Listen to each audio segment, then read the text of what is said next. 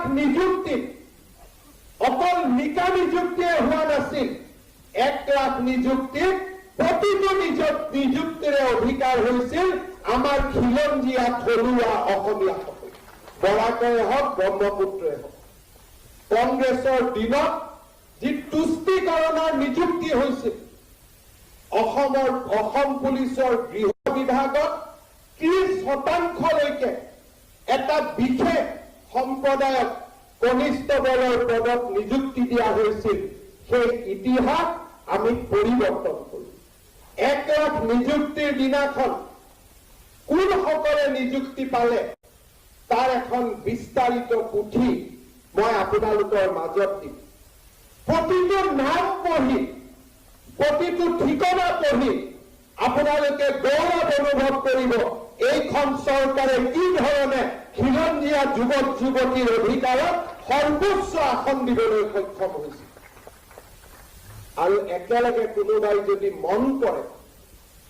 ধুবুৰীৰ সংসদগৰাকী গৃহমন্ত্ৰী হৈ থাকোঁতে নিযুক্তি পোৱা কনিষ্ঠবলৰ তালিকাখনো হাতত ল'ব পাৰে অনুপাত সমানুপাতৰ কাহিনী আপোনালোকে নিজে হিচাপ কৰি ল'ব পাৰিব আমি কি ধৰণে জাতি মাটি ভেদীৰ অধিকাৰ আমি সুৰক্ষিত কৰিছো অসম চৰকাৰৰ কৰ্মচাৰীক অনুপাত আৰু সমানুপাতত কি ধৰণে ভূমিপুত্ৰৰ অধিকাৰ বাঢ়ি গ'ল যোৱা 3টা বছৰৰ ভিতৰত তাৰ জীয়া আৰু জীৱন্ত দলিল আমি আপোনালোকৰ আগত লৈ আহিব পাৰিম যিদিনাখন 1 লাখ নিযুক্তিৰ কাম আমি সম্পূৰ্ণ কৰিম আজি আমি নাগৰিকত্ব আইন সংশোধনীৰ পিছত আমি সাহসেৰে সিদ্ধান্ত ললো যে 2014 চনৰ আগত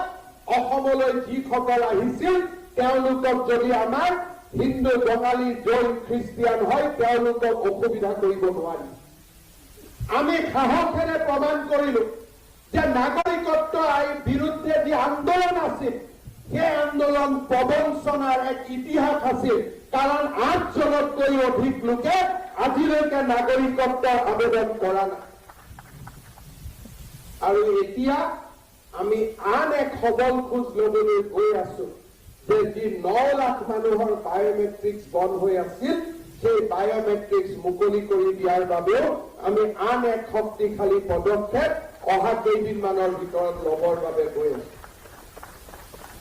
সাহসী সিদ্ধান্ত আমাৰ চৰকাৰে এটাৰ পিছত এটা ল'বলৈ সক্ষম হৈছে কেইদিনমান আগতে মই এটা সৰু টুইট দিছিলো চণ্ডীগড়খন যিমান ডাঙৰ সম পৰিমাণৰ ভূমি